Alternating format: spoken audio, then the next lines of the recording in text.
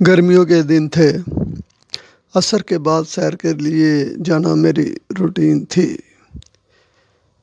चहलकदमी में लम्हा लम्हा बदलते मंज़र, मुख्तलिफ़ किस्म के नज़र आते चेहरे, कुछ चेहरों का रूटीन में नज़र आना, कुछ चेहरों का कभी कभार नज़र आना और कुछ चेहरों का सालों बाद नज़र आना ज़हन में मुख्तलिफ़ किस्म के सवाल छोड़ जाता है।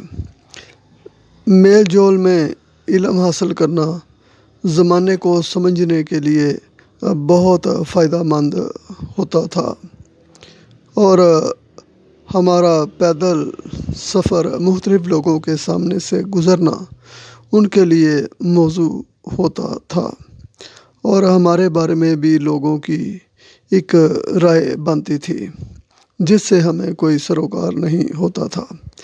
हमारी एक ही सोच थी कि अच्छी बात, अच्छी सोच जहाँ से मिले उसे ज़हन नशीन कर लेना चाहिए। ये और बात है कि इंसान गुस्से में सब कुछ भूल जाता है और लड़ाई झगड़ों के बाद अपने माल पे गौर करने का मौका मिलता है। और कितनी लड़ाइयाँ लोगों ने साजिशी तरीक़ों से करवाईं और वो साजिशें इतनी खुफिया थी कि किसी को कोई खबर ही ना हुई। कहानियों की तरह साजिशों के जाल बुने गए। पैदल सफ़र में रूटीन से मिलने वाले लोगों से हेलो हाय भी जारी थी और लोग पैदल चलने वालों को पेट्रोल की महंगाई का नतीजा समझते थे क्योंकि लोग अब बाज़ार सौदा सलफ लेने भी मोटरसाइकिल के बगैर नहीं जाते थे।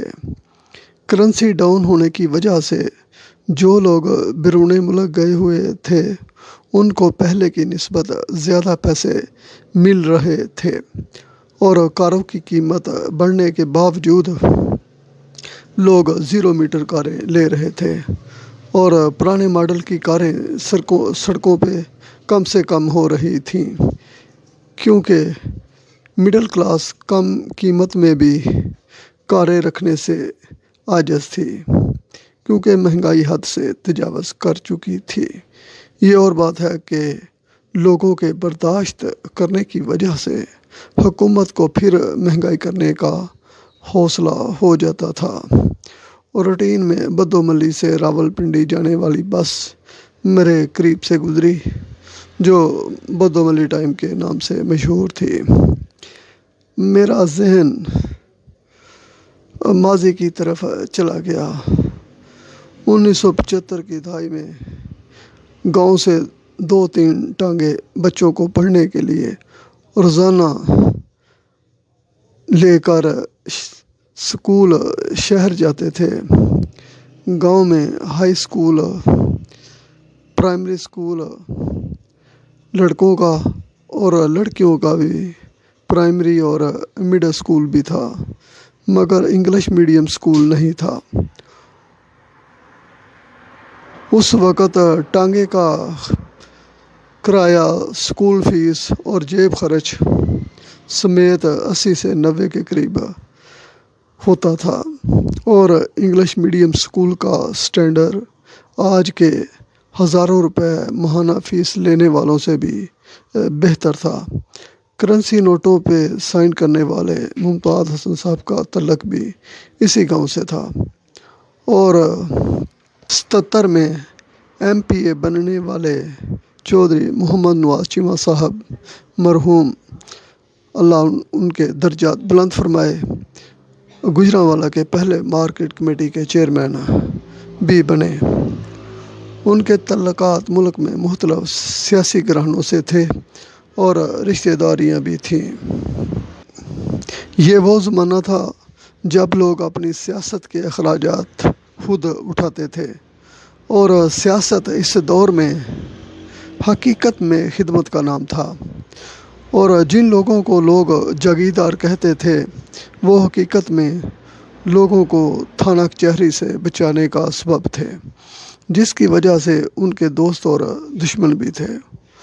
اس دور کا اگر آج کے دور سے تجزیہ کیا جائے تو اس دور میں ڈیرے سادہ دیہاتیوں کے لیے سائبان بنے ہوئے تھے، اور ڈیروں کے اچھے برے فیصلوں کے گواہ مقامی لوگ ہی ہوتے تھے، اور غصہ صرف وقتی طور پہ ہی ہوتا تھا، اور کچھ دنوں بعد لوگ پھر آپس میں مل جل رہے ہوتے تھے۔ 77 کے مارشل لا کی وجہ سے سیاسی گرہنوں پر مارشل لا کے اثرات پڑے، اور روس افغانستان کے جنگ کے اثرات پورے ملک پہ بھی پڑے۔ گاؤں کے بڑے خاندانوں کے درمیان لڑائی جھگڑوں کی وجہ سے آہستہ آہستہ سیاسی گرہنے کمزور ہو گئے۔ چودھری محمد نواز چیمہ صاحب کے بیٹے چودھری قمر الہی چیمہ نے سیاست کا زمرہ اٹھایا اور متحد بار ضلع کونسل کے ممبر بنے، اور گاؤں کا چیئرمین بھی اسی گروپ سے ہوتا رہا۔ ان کے عزیز و اقارب ممبران اسمبلی سے لے کر بڑی بڑی سرکاری سیٹوں پہ بھی تعینات تھے، مگر وہ سیاست صرف خدمت کے جذبے کے تحت ہی کر رہے تھے، اور تھانہ کچہری کی سیاست کے ذریعے دولت کمانے والوں کی راہ میں رکاوٹ تھے۔ عرفان ظفر چیمہ کا تعلق بھی اسی خاندان سے تھا جو سیاست میں چودھری قمر الہی چیمہ صاحب کی زندگی میں ہی حصہ لینے لگے۔ جنرل مشرف صاحب کے دور میں وہ پہلی دفعہ ناظم منتخب ہوئے۔ چودھری محمد نواز چیمہ صاحب نے جب اسی خاندان سے تعلق رکھنے والے عرفان ظفر چیمہ الیکشن میں حصہ لیتے ہیں تو زمانہ بدل چکا ہوتا ہے۔ سیاست طاقت کے بغیر ناممکن ہوتی ہے۔ ناظم بننے کے بعد لوگ اپنے لڑائی جھگڑوں کے فیصلے ان سے کرواتے، اس طرح وہ لوگوں کو انصاف گاؤں کی سطح پہ ہی مہیا کرنے لگے۔ انہوں نے اپنی بسیں بھی بنائی جو مختلف روٹ پہ چلتی تھی۔ اس کاروبار کی وجہ سے انہیں مالی طور پہ کسی قسم کی پریشانی نہیں تھی۔ یہاں اگر پاکستانی سیاست اور ایک گاؤں کی یونین کونسل کی سیاست کا جائزہ لیں تو اس میں مشابہت پائی جاتی ہے کہ ایک فون کال پہ مدد کرنے والا اور لوگوں کو تھانہ کچہری کی سیاست سے بچانے والا دن بدن مقبولیت حاصل کر رہا تھا، اس کی جان لے لی گئی، اور اس کے چچا زاد بھائی احمد علی چیمہ کی بھی جان لے لی گئی۔ اس طرح من مانی کی سیاست کی راہ ہموار کی گئی۔ یاد رہے 77 کے الیکشن میں چودھری محمد نواز چیمہ صاحب پی پی کے ٹکٹ پہ MP منتخب ہوئے تھے۔ مارشل لا لگنے کے بعد پیپلز پارٹی زیر اطاعت تھی۔ 1985 میں ہونے والے الیکشن میں اس خاندان نے الیکشن کا پارٹی پالیسی کے مطابق بائیکاٹ کیا۔ 1990 کے الیکشن میں ان کے بیٹے محبوب الہی چیمہ صاحب کو MP کا ٹکٹ ملا، مگر اس وقت تازہ محترمہ بے نظیر بھٹو کی حکومت ختم کی گئی تھی، اور دوبارہ الیکشن میں پیپلز پارٹی کے لیے حکومت حاصل کرنا ناممکن تھا، جس وجہ سے مقبولیت کے لحاظ سے سر فہرست چودھری محبوب الہی چیمہ الیکشن ہار گئے، اور یوں سیاست برائے خدمت کی بجائے سیاست دولت کے حصول کا ذریعہ بننے لگی، اور یوں MP کی ایک سیٹ ہمیں پورے ملک کی سیاست کو سمجھنے میں مددگار بنتی ہے، اور یوں عوام دوست سیاستدانوں کو سیاست سے دور کر دیا گیا۔ سیر بھی جاری تھی۔